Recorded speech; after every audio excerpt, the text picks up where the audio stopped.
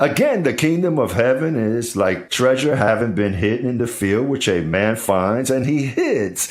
And then he, for the joy he has, sells everything he had and buys that field. When this was revealed to me, brother, the first thing I did, I had a good job with the system. Forget it. I'm going to sell everything. And the first thing I did was resign. And I said, well, what is it that I have? A Mercedes-Benz? Let's sell it. A Rolex watch? Let's sell it. How many televisions are home? Like 3 or 4? Let's sell most of them and stay with one, because the Lord instructed me, don't ask for money. Don't ask, because I'm going to give you everything. And I sold. Well, I lived in a condominium, and I would run with a little cart through the hall, and I would put the announcement downstairs. And when somebody would call me, I'll take it to you. And I would go through the aisle like this, and I would, $400. Oh, I found a treasure. And I wouldn't ask anyone for money. Then the car. Well, then I said, now what I got to sell to my wife, I said, it's our condo, our apartment. And she said, well, where are we going to move? We have nothing left. And I said, at peace, woman. You know what we're going to do? One day I drew a wooden house. You know those magazines that present like wooden houses? And I said, when I sell this condo, I've always had a spirit of carpentry, but a frustrated one at that.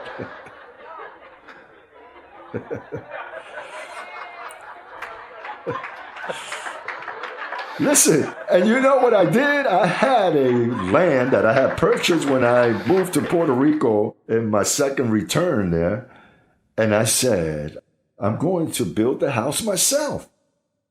So then I went to a warehouse, and when I saw so many people asking and ordering, I said, oh, I was intimidated because I don't know the terminology. You know, they walk in, give me 5 of this, 10 of that, 20 of those. So since there were a lot of people, I was ashamed. And I went the first day, and I was like afraid.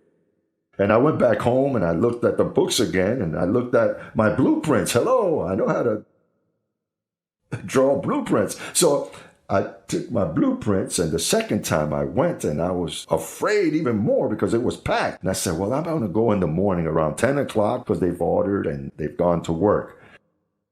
So then the third time I went, and they were hardly anyone in the hardware store. And I said, listen, I showed them my blueprints. I saw a house like this and I want to build it. But listen, I need this, and that. Brother, it was about $7,000 back in those days. Today it would be about $20,000 in wood and panels and columns and anchors of train tracks, because it was up in the mountain. The thing is, I built the house. I built it. And we moved there. So then with the money that I profited from the sale of the condo, I moved here. I arrived to the bridge because Miami's the bridge. Look at what's happened. All the countries we've reached. But I had to sell everything for that treasure I found. I left everything, but everything. Well, there was a moment where I looked at my checkbook. I said, ooh, only have $2,000 left. Well, it was empty.